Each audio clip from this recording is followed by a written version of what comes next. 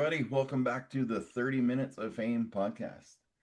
Today I'm joined by David DJ Roy, a guy I came across on TikTok that does some live comedy and open mics and The Filthy Show. He's got a podcast called What's Your Story. I'm going to be going on there as well. But yeah, welcome to my little show. Thank you for having me. Well, you have been doing some shows for a while, and then something happened in your life that just kind of put a big wedge in that. Let's just start right in there.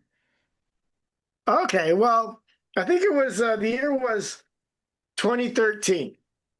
I was part of a project before that went completely sideways. Like we're talking lawyers got involved, smear campaigns, cyberbullying. Like it was insane. And so basically I shut down. Um, I put all my stuff in storage. And with Vancouver rents at the time, I had to move out. So I ended up living in a shelter. And yeah, like another tour with the Salvation Army.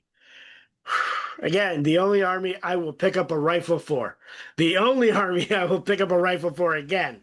Um, so yeah, I was in a dark place, beaten, giving up, stopped caring, didn't care if I lived, didn't care about doing comedy anymore.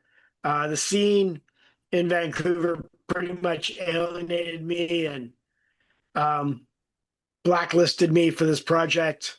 And yeah, and then one of the guys in the shelter was like, kind of got to come down to this Pub 340. They have a music open mic. I think they'll get you. And I walked in on a whim. Um, the guy's like, yeah, we'll throw you up. I'm like, okay, great. Put me up. I did like, I don't know, 10 minutes of comedy. They're laughing. They get me. This is my audience. I have found the holy grail of inappropriate comedy, the mecca of inappropriate comedy. And then so they're like, if you come back with new material every week, we'll throw you on. What they didn't understand is I was coming back every week with old material that I'm just rewriting for them. And it was great. I felt a spark again. So I was going there for about a year. And then, no, it was at 6 months. And then they gave me my own comedy show for Mondays. And, inappropriate comedy, filthy.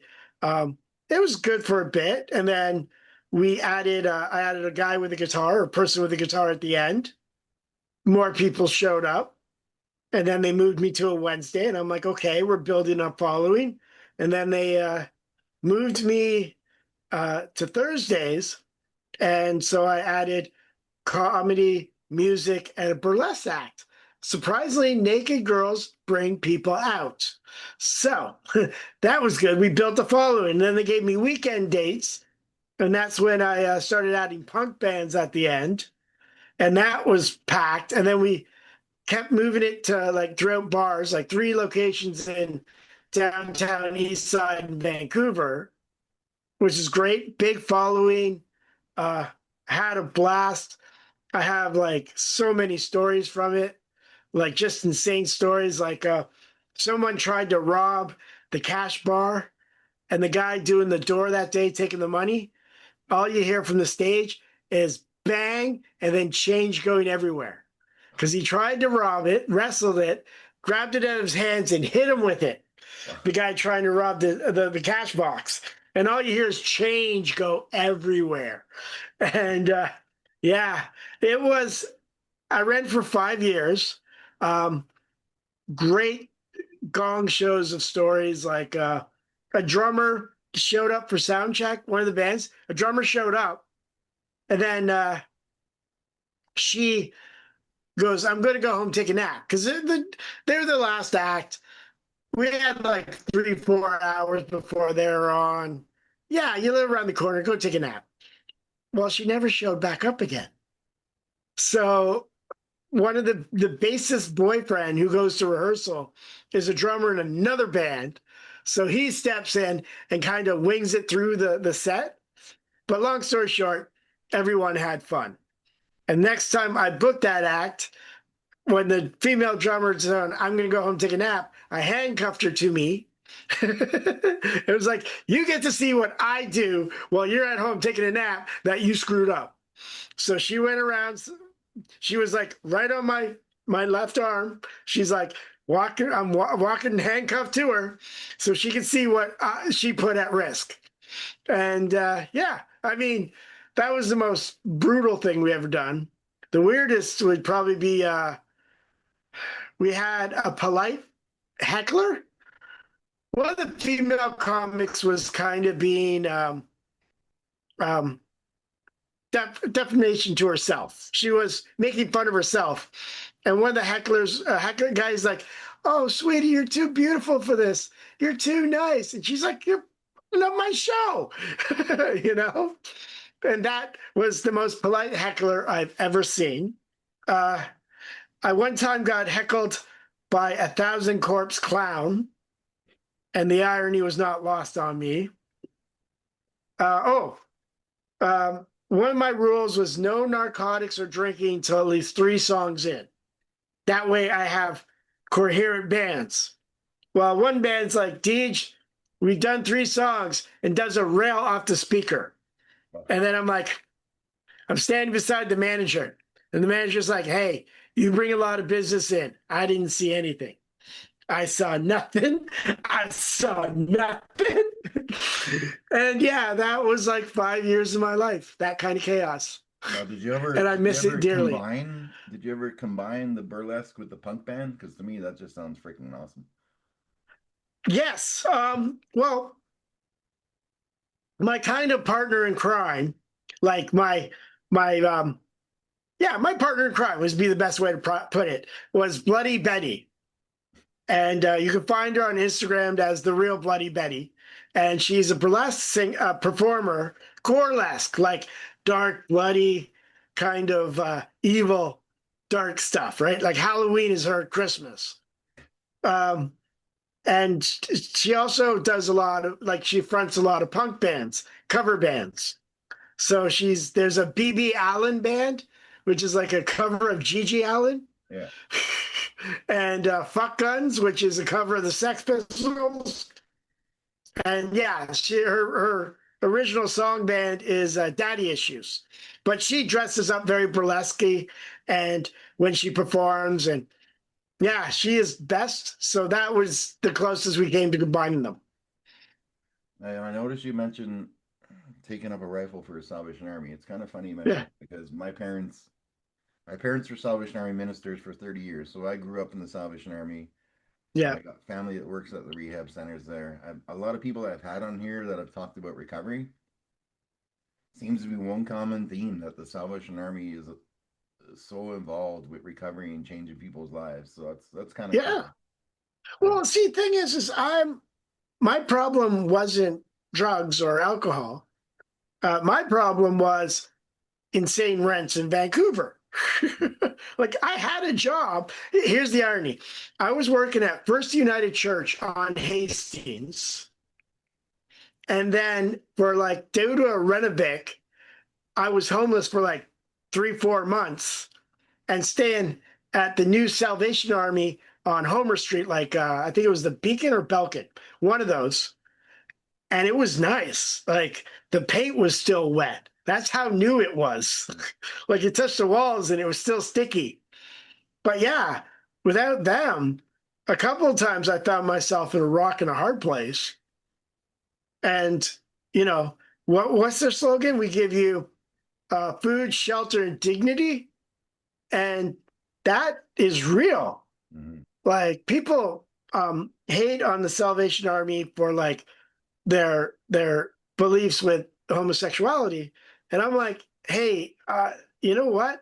They never asked me, and I don't ask them, but they feed me, put a roof over my head, and gave me the stepping stones to get back on my feet, and that's all I care. You know, Yeah. so So again, now only with army I'll pick up a rifle for. oh yeah, you mentioned you were using some old material there. Did you Yeah. with everything being so sensitive today and everybody's offended about everything, did you change it or is it just raw? And if you don't like it, I don't give a shit. Well, the bar, like Pub 340, rest in peace, was like day drinkers, ex-military, and punks. So my stuff went over well. Like it went over well. And it was the darker, the better, the more inappropriate, the better. Like stuff that would get me kicked and blackballed from other comedy shows was tame to them. They're like, that's all you got? And I'm like, oh no, I can bring more. I can bring more. But yeah, they were, it was great. Like the whole, well, again, Vancouver's downtown east side is a gong show in itself. It's its own little world. Oh, Like where you, on the way to the gig, I will be walking by three people shooting up on the street, not in an alleyway, like in a doorway to a shop. So my inappropriate jokes were the least of their problems. yeah. Man, I So remember yeah. I was at the Grey Cup in 2011 in Vancouver. It was my first time ever in Vancouver. And just walking from our hotel to the stadium, I almost stepped on five needles. And Mhm. then coming home, we were in the sauce, so we were pretty intoxicated. We got lost, me and my two buddies. And we ended up right in the middle of Hastings and like dead Skid Row, and we didn't think we were gonna make it out of there. It was I didn't run back then because I was almost 400 pounds, but I ran that night. Holy shit. I would Yeah. Well, honestly, because before I lived in Toronto, then moved to Vancouver. I lived like Regent Park area, like Queen and Sherbourne, which is sketchy to say the least. But Vancouver was a whole other level of like insanity. And after a while, sadly, it got normalized. mm, Like you just don't see it. And it's weird to not, because the reason I had to leave Vancouver was my dad got sick. So I had to move to Hamilton, Ontario. And because apparently I'd given up on life. And Hamilton, Ontario seems like the place to do it. It even says in the brochure, have you given up? Try Hamilton. Uh, but before I left, the Christmas before I left, I was walking because I forgot to buy food. And then I woke up, it's like, oh my God, it's Christmas Day. So all I'm thinking is, well, I live 2 blocks away from Chinatown. I can easily, something's going to be open there. So I went and grabbed, as I was going off to get food, this guy, it's like January 25th.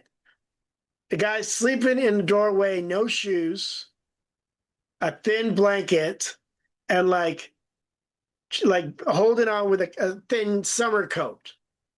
So I was only half a block away from my house. I went back to my house, um, grabbed a blanket, like an old blanket I'm not using, grabbed a protein shake and a bottle of water.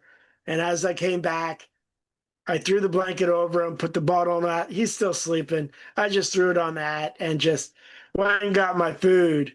But for some strange reason, that broke me. Like it hit me like this is not normal. yeah. And so I'm like, well, I'm moving anyways to take care of my dad who's getting sick.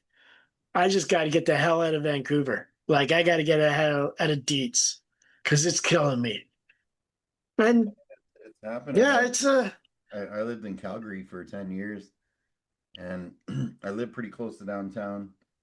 So I used to go out for a walk at night and man, it was you'd see someone just like flaked out on the ground and probably 50, 60 people would just walk by and actually step over them because I don't know if they're didn't want to help, they're afraid to help, they're afraid they might get stabbed, but it's just people are getting more and more immune to it.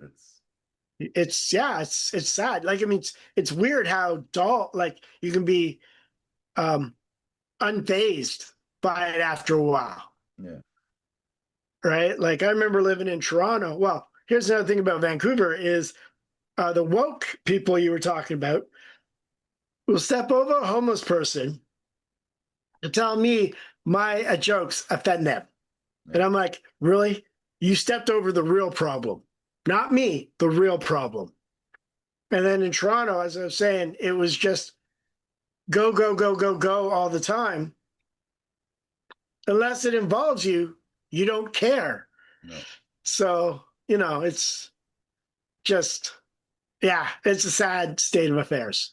And it's only getting I used to worse. live in Toronto as well, young in Eglinton. But as soon as you go a few blocks south, man, if it rained, I used to say every time it rains, I don't know how people don't drown because their noses are so high up in the air. Yes. Yes. Yeah.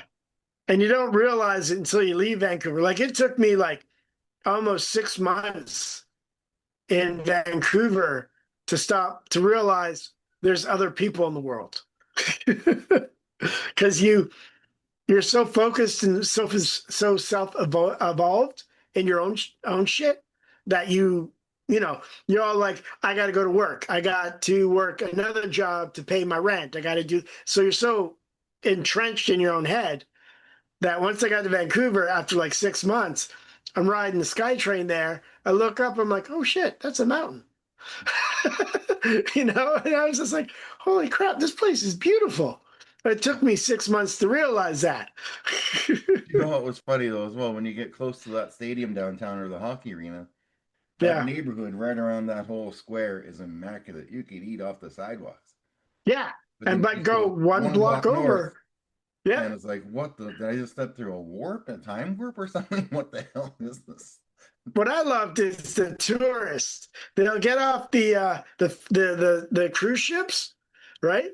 Yeah. And they're in like gas town, like the touristy old bricks and old buildings and all that. And then they go one block over and they're middle of Hastings. And they're just like with a map, just looking around like deers in a headlight, like, where did we go? And I'm like, where you want to go? Chinatown, a block that way, Yeah. and run. So Yeah. how did you go from all this to you have your own podcast? What's your story? Oh, well, what your story was started because in February, like this year, January, February, I was at a commission because I was getting my left leg below the knee amputated. So I'm like, well, for me to not go stir crazy, I'm going to start a project. So I started What a Story. And just like, I'm like, I'll just get like friends to come on and tell me a story about their lives. Well, it's kind of grown over the 9 months, 10 months. It's grown and it's doing surprisingly well. I'm still surprised. Like November 10th, tomorrow, or no, Monday, I'm releasing a Remembrance Day episode where I had one of my old friends who's a airborne, tell me a story about when they were playing war games with the Americans. And yeah, you got to check it out. It's hilarious. I love But that's the having thing. I love Everybody's having got the a story. veterans on. I had a had a veteran on that tried to take his own life, but he ended up completely blind.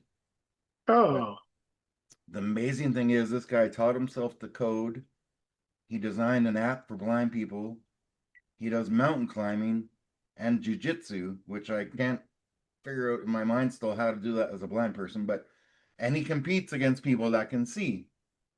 So when they start, they've got their hand on them and they go from there. But I'm yeah. like, man, having these guests on and these veterans and people, I had a guy that overcame cancer 3 times and won 3 powerlifting world championships. Whoa. It makes you take a long, hard look at yourself because, like, holy shit, I'm bitching because I have a leg cramp right now. Hey, you got a leg. You Yeah, got a leg. yeah, I have a leg too, but it's way over on the other side of the room.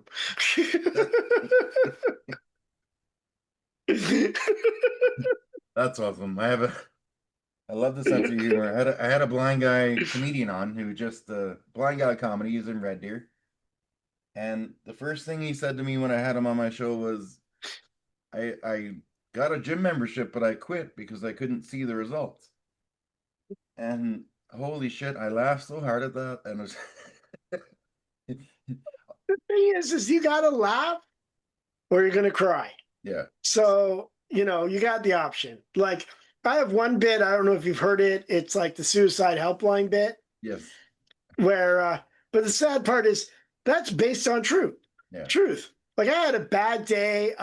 Doctor, the day they told me they're going to chop my leg off, or I needed amputation, and it hit me hard. And I was smiling with my friends and all that. Came home and it hit me. I called the suicide helpline, and they put me on hold. And I'm like, I am next to bawling, but laughing so hard because now this has given me life to like give me a reason to live, to make fun of this moment, to share this moment Yeah. with others. And yeah, we gotta laugh or we're gonna cry. That's amazing. One of my best friends growing up, and I went to college with him. He was a truck driver, and he got in an accident and had the truck come down on his whole left side. So he had no left arm and had both legs. He almost lost his left leg. But I was over at his place, and he's got this patio that squares around his whole place, and he built it with one arm. And I was just sitting there in awe with my jaw wide open. He looks at me, he's like, "You think that's something? You should fucking see me peel carrots." And When then I'm there is like, a "Man, you got to will, show there's me. a way. You got to show me that." Yes. He put the But the carrot in thing his is, mouth like this, and then go. And to me, that was just as impressive as this big giant patio he built with one arm. yeah. Again, But when there's a will, there's a way. You yeah, will, if you're determined, you will succeed. that's awesome, man. So I'm gonna put your link in the description here to your podcast. Um, Okay. we're actually doing a dual podcast here for anyone watching. I'm gonna come on David's show, two Daves. Two Daves make Yeah. two rights, right? That's the thing. Yes. But I've got one more stupid question for you, and then we'll get out of here. Okay. But I asked it What's at the up? end. Asked this at the end of every episode, just to kind of break ice for some of the serious shit I talk about. But here we go. Uh, 100-meter pigeon carrying contest. How how many pigeons could you fit in your arms and still have in your arms at the end of the 100-meter race? Let's see now. Prosthetic weighs that much. No, one. Because I don't run. I don't run. I didn't run before the prosthetic. I ain't running now. Well, you can walk. I had my friend Dan was on here in a wheelchair. He has cerebral palsy.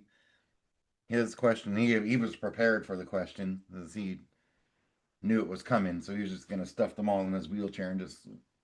But one will put you in second place to only Leslie Horton from Global News, who has a phobia of pigeons. So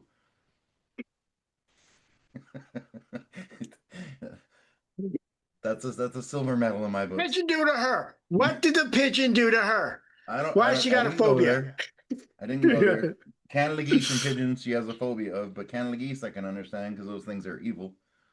Those cobra chickens are insane. I wouldn't mess with them. So, So as far as anyone out here watching this, that I know there's anyone that had to go through like an egg amputation, anyone struggling being homeless, just anyone watching this right now that's going through shit, what would you say to them?